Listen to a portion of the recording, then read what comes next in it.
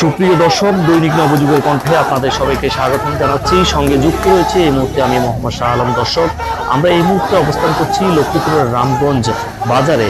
আপনারা দেখতে পাচ্ছেন এই মুহূর্তে সারা বাংলাদেশের মতো কোটা বিরোধী আন্দোলনে ছাত্ররা কিন্তু যুক্ত হয়েছেন। তারা তাদের দাবি এই কোটা বাতিল করে সহনীয় করা হোক এবং কোটা বিরোধী যে সকল আন্দোলন সারা বাংলাদেশে অনুষ্ঠিত হচ্ছে তাদের সাথে ঐক্যমত পোষণ করে আজকে লক্ষ্মীপুরের রামগঞ্জ এই মুহূর্তে আন্দোলনকারী শিক্ষার্থীরা তারা কিন্তু আন্দোলন চালিয়ে যাচ্ছেন।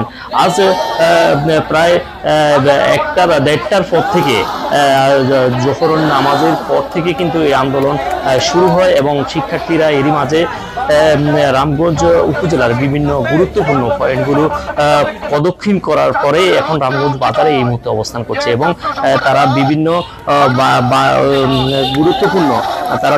গুরুত্বপূর্ণ সড়কগুলো তারা প্রদক্ষিণ করে নির্দিষ্ট জায়গাতে এসে তারা তাদের দাবি দাবা উত্তোলন করার মাধ্যমে তারা কিন্তু আজকে তাদের দাবি সরকার মেধা তালিকাদেরকে জায়গা করে দেয় এবং কোটা নির্ধারণের ক্ষেত্রে যেন নির্দিষ্ট একটা হার করা হয়, তাদের দাবি হচ্ছে এটা।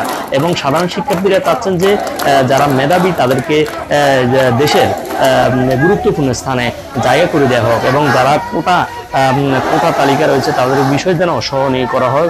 এই কারণে সারা বাংলাদেশের মতো আজকে লক্ষ্মীপুরের রামগঞ্জ এই মুহূর্তে কোটা বিরোধী আন্দোলন করছেন সাধারণ শিক্ষার্থীরা এবং আসলে তারা বলছেন যে সরকার চাইলে এটি করা সম্ভব এবং সরকারের পক্ষে এবং সরকারকে এটি নিয়ে আসলে দ্রুত পদক্ষেপ নেওয়ার জন্য সাধারণ ছাত্ররা কিন্তু এই সকল আন্দোলন তারা চালিয়ে যাচ্ছেন এবং তারা পাশাপাশি বলছেন যে গতকালকে কয়েকজন সারা বাংলাদেশে কয়েকজন হতাহতের ঘটনা ঘটেছে এবং প্রায় 6 জন মৃত্যুবরণ করেছেন এই কোটা আন্দোলন করতে গিয়ে।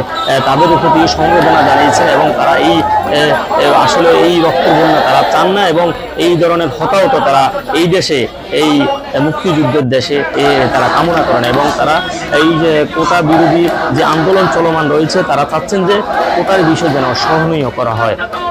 দর্শক, আমরা এতক্ষণ যুক্ত ছিলাম আপনাদের সামনে, আমি মোহাম্মদ শাহ আলম।